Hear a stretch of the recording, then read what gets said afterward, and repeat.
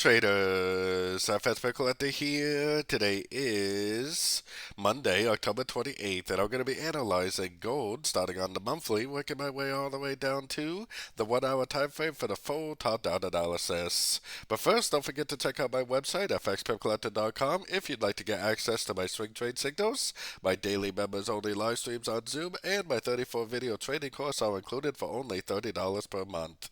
So anyways, on gold, I still think it's so extremely clearly a 1, 2, 3 on these higher time frames. And like I've been saying, wave 3s can extend way more than you may think. Now, it could make a pullback for the wave 4 and then go up for a wave 5 like we're kind of hoping. But a wave 3 could also just keep on stretching out. It could do something like that before it decides to make a wave 4 and a wave 5. So definitely make sure you keep in mind that we're in a wave 3 on pretty much every single time frame. Going down to the weekly, this is the wave 1 back here, this is the wave 2, and this is all higher highs, higher lows for the wave 3.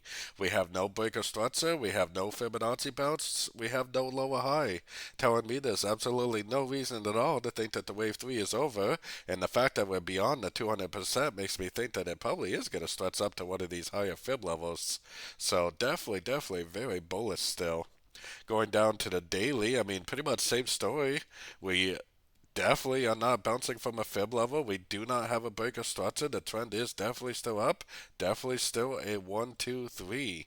So every single time frame is in a wave 3. So do not go down to the shorter time frames and think that shorting is a good idea. Now I do think we may have a little bit of a short because to me it does look like impossible down, possible 1. Does look like 3 waves up, possible B. I personally will not be trying to sort this thing for a possible wave C, even though it looks like it should. The reason why is because even though it looks like it should go down for an ABC, because the trend is up on literally every single time frame, this could end up doing something like this. So for me, when the trend is up on every single higher time frame, it is not worth trying to catch a wave C to the downside because this wave C may not even happen. So taking it down to the 1 hour time frame. So on the 1 hour time frame, it definitely does look like the next move would be down. But like I was just explaining on the 4 hour time frame, I think that trying to go short is possibly a very dangerous entry because it looks like this should go down for 5 waves down for a wave C, and that would be the ABC of 4.